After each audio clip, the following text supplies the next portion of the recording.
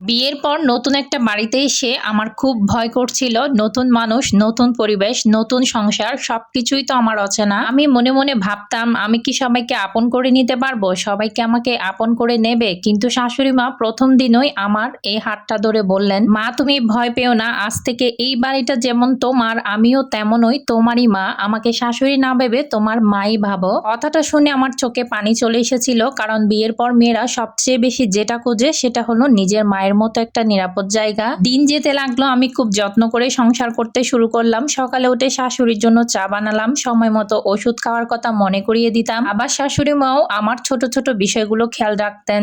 একদিন রান্না করতে গিয়ে আমার একটু ভুল হয়ে গিয়েছিল, তরকারিতে লবণ বেশি দিয়ে দিয়েছিলাম। আমার খুবই ভয় লাগছিল, খুব ভয়ে ভয়ে মাকে বলছিলাম, মা আমার ভুল হয়ে গেছে, তরকারিটা নষ্ট হয়ে গেছে। শাশুড়ি হেসে বললেন, এতে ভয় পাওয়ার কি আছে মা, রান্না করতে গেলে ভুল তো হবেই, ভুল করতে করতেই তো মানুষ শিখে, আর তুমি তো নতুন।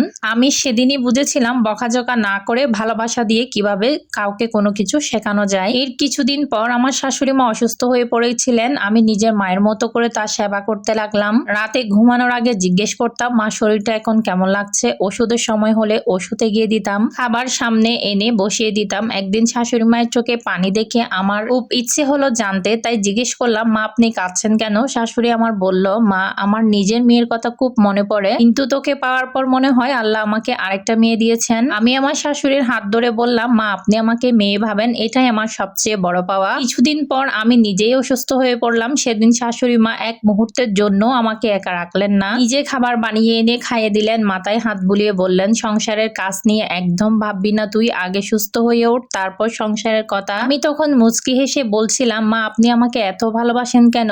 তখন আমার শাশুড়ি আমাকে বলল, কারণ তুই আমার ছেলের বউ না, তুই আমার পরিবারের একজন, আর পরিবারের মানুষকে ভালোবাসতে কোনো কারণ লাগে না। আমার চোখ দিয়ে তখন আনন্দের পানি ঝরছিল। আমি বুঝতে পারছিলাম শাশুড়ি মানেই কঠিন মানুষ নয়, বউ মানেই পরের বাড়ির মেয়ে নয়। দুজন মানুষ যদি একে অপরকে একটু বুঝতে চেষ্টা করে, একটু সম্মান দেয়, একটু ভালোবাসা দিয়ে কথা বলে, তাহলে শাশুড়ি আর বউয়ের সম্পর্ক মা মেয়ের মতো সুন্দর হতে পারে। সংসারে সবসময় সবকিছু মনের মতো হবে না, কখনো ভুল বোঝাবুঝি হবে, কখনো মন খারাপ হবে, কিন্তু একটা মিষ্টি কথা, একটা ক্ষমা আর একটু ভালোবাসা অনেক অভিমান দূর করে দিতে পারে। কারণ সংসারটা কারো একার নয়, এটা সবাই মিলে গড়ে তোলা একটা ছোট্ট পৃথিবী। আর সেই পৃথিবীতে যদি শাশুড়ি বউকে মেয়ের মতো আপন করে নেয়, আর বউ শাশুড়িকে মায়ের মতো সম্মান করে, তাহলে সেই সংসারে ভালোবাসা কখনো কমে না। রক্তের সম্পর্ক না হয়েও কেউ যদি মায়ের মতো হয়ে ওঠে, তাহলে সেই সম্পর্কই জীবনের সবচেয়ে সুন্দর উপহার। আমার আজকের এই ভিডিওটা যারা এতক্ষণ পর্যন্ত দেখেছেন সবাইকে অসংখ্য অসংখ্য ধন্যবাদ। সবাই ভালো থাকবেন, সুস্থ থাকবেন, আমার জন্য দোয়া করবেন। আজকের মতো বিদায় নেওয়ার সময় চলে এসেছে। আগামীকাল নতুন আরেকটা ভিডিও নিয়ে হাজির হব। Thanks for watching my video. আল্লাহ হাফেজ।